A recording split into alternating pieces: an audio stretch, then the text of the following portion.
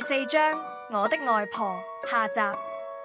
我小學5年級時，有次放學，我同細佬一齊出街食嘢，食完返屋企，細佬好似一支箭咁行響我前面，拋離我6、7個身位。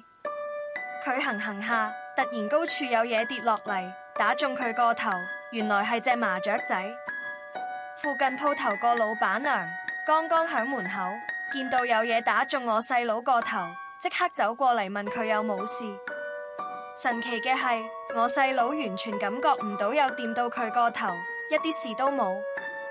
另外一件事係響我13、14歲時，有日學校假期唔使返學，大約朝頭早8點，爸爸返咗工，姐姐細佬都出咗街，得我妹妹同媽媽響屋企，仲未起身。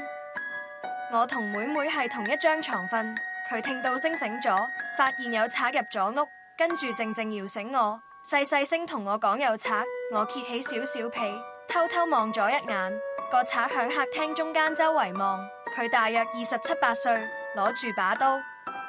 當時我諗，依次大鑊啦。嗰一刻，我以為佢會捉我哋起身，點知佢竟然入咗我媽媽間房，大約30秒。聽到好急嘅腳步聲，我又揭開少少被睇下，佢個樣好驚，好狼狽咁走咗。我同妹妹即刻彈起身，叫醒媽媽。媽媽好緊張，睇下有冇唔見嘢，跟住話真係奇怪，床頭櫃有1萬蚊，一隻勞力士，仲有個鱷魚皮手袋，入嚟一定見到。佢居然冇拎，反而拎咗一個唔值錢嘅銀包仔，入面得1、2蚊價咋，財物冇損失。大家都覺得好好彩。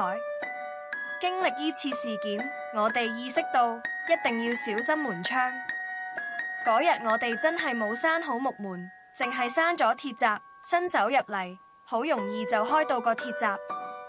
錢銀唔緊要，人嘅安全先最重要，後果可大可小。第2朝，我爸爸瞓醒，即刻拍醒媽媽講，尋晚我發夢見到婆婆，佢話我哋屋企有3個劫。第一係火燭，第2係孫仔俾雀仔撞穿頭，3就係有賊入屋，3次都係我響度幫你哋。